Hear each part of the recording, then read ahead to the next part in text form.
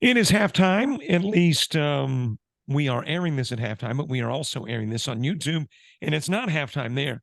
So I guess we'll just say it's a conversation with the AD and all the Coastals, Daniel Head. How you doing, Daniel?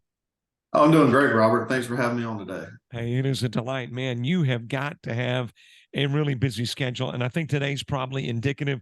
I mean, you've been at all the campuses that play sports, and well, you've been to two of the three, and the third is coming up. But you've also got a lot of construction work going on at Coastal. So, how are you balancing all these different tasks? Oh, it's just another day in paradise. We've got I balance everything because we have a great staff of coaches that run their programs at a high level, and so they make my job a lot easier. I just am kind of go and try to facilitate things for them and provide opportunities for them to do the jobs that they were hired to do. So. We've got a lot of things happening. We've had a lot of things going on. College wide over the last year or so with some changes, and we're excited about the new look and some of the new facility things we have going, and it's a great time to be a Coastal Alabama Coyote. There are so many changes going on. I'm delving into my brain as to which one to hop on first. Let's start with the Coyotes. Okay, so there used to be Sun Chiefs, there used to be Warhawks, there used to be Eagles, now all Coyotes. How has that transition to a new mascot been? Oh, it's been incredible. The campuses, the communities, the student athletes, the coaches, everybody's bought in, and they see. I think they've finally, there was obviously with change, there's always going to be some apprehension, and there will be some resistance. But we had a good team that worked together to implement the change, and with a partnership with Rare Design and with our PR marketing department. It was just they made things as easy as possible, and they've done a lot of when people start seeing the new look and the new logo, and I mean we've already won some state and national awards with the new logos. It just we so it's just been a great exciting opportunity, and the kids are really embracing it, and we're just excited about the future. I like the new look. I like the new logo. The question I've got to have answered is let's go back in time because I'm assuming that when you go through this process of determining what is going to be that final one name that represents all campuses, that there's a discussion of a variety of names. So, how were the Coyotes the final one decided upon? Well, like I said before, Rare Design was a they're a company that's what they do. They do branding and logo designs, and what's unique about their company is they kind of like to tell a story and they want to learn about the organization. So this was a long, thorough process where they came in and they interviewed community members, alumni, students, faculty, staff. I mean everybody that's been involved that would have an impact with the college, and they kind of wanted to understand what were some of the trends and what were some of the familiarities and what with all of our athletics and the communities and some of the characteristics, because obviously when you design a brand you want it to represent some of the characteristics that you feel your organization has. And so through that they determined some of the consistent things were loyalty and familial, but also intense and things like that. So they gave us a lot of direction to tell that story. And when we did release the rollout of announcing the name and all that, we had a video that kind of explained that process and explained why. And I know you aired that, so I mean you've seen it, but yeah, that is a lot of where that comes from. And then we kind of had a few different options that we were talking about, and there were some rumors about different things, but we settled on the Coyote, and it also is a very prominent member of the community here. I mean, you can ride down the road at night, or you go, a lot of people hunt, live around rural areas and heck, populous areas these days where, you can find coyotes roaming around, and they have a lot of, cool characteristics. And then once we decided what we wanted to go with, their design team just did a phenomenal job on the look, and we couldn't be more pleased. Obviously, we're limited at halftime because I think we probably can go through a couple of halves on the information about things going on in Coastal. So let me hop over to construction. A lot of renovation going on, and specifically having an impact on play in the gymnasium is the work there in Coastal South. So when do you think that gymnasium will be available? Um, right now, the we are planning on there's some games on the schedule in early December. I think it's December 3rd, 4th, something like that. We will be in the gym for those games. There, I actually just spoke with the project manager today. She's in Bruton. She's looking with another facility issue, or not issue, but another facility improvement in Bruton that we've been doing with the HVAC unit here.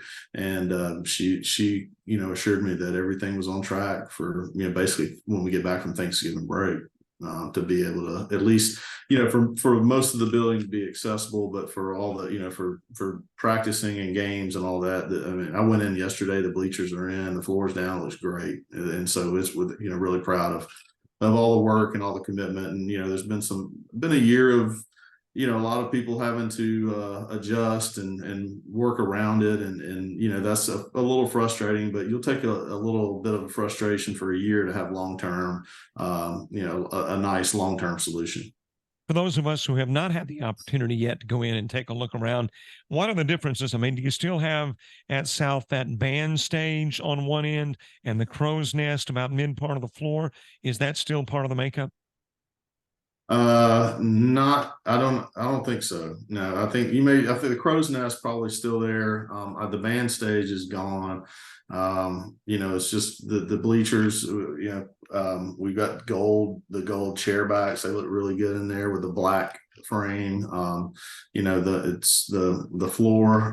We got a couple of neat surprises there on the floor that we don't want to reveal right now, but it's a really cool look there. And it's just real clean, and new goals assemblies, motors on the things that lift the goals up. I mean, it's and the bleachers were pushed in yesterday, so I didn't see them pulled out. Like I said, they just installed them last week, so that was my first opportunity to go in and look. So I got to kind of get a sort of a preview, but not a full functioning preview yet. All right, let's hop outside of Coastal and into the conference where there's now two divisions, 1 and 2. You've got a Coastal that's a 1, you got a Coastal that's a 2. How has that been thus far? I know it's very early, and as a matter of fact, really some of the teams just now beginning division play, but how has that been? Well, right. We just finished up our fall seasons, our volleyball, which volleyball in the state of Alabama right now is all Division II. So both of our teams play in the Division II conference. Our Coastal North team in Bruton, they finished third in conference and went to the postseason, had a great year. And finished strong there. Our men's and women's cross country teams in Bruton. Our men's team is actually competing in a first year program. We finished 4th in the conference in the regular season tournament, and we qualified for nationals. So first year we're headed up this weekend. Coach Nims and her crew, they've just done an outstanding job of just taking on the new program and going out and working hard, and they're going to be competing in the national cross country meet this weekend in Huntsville. So that's another just unheard of accomplishment for a first team year program. So we're excited about that. Now we're rolling into basketball season, which that's where the D1, D2 really starts to affect. We have our Monroeville Coastal North teams are Division II. Our Bay Minette teams are Division I. So they'll play in different conferences. They actually play each other in non-conference also, and they've already played once in the non-conference. And actually, the women play tonight.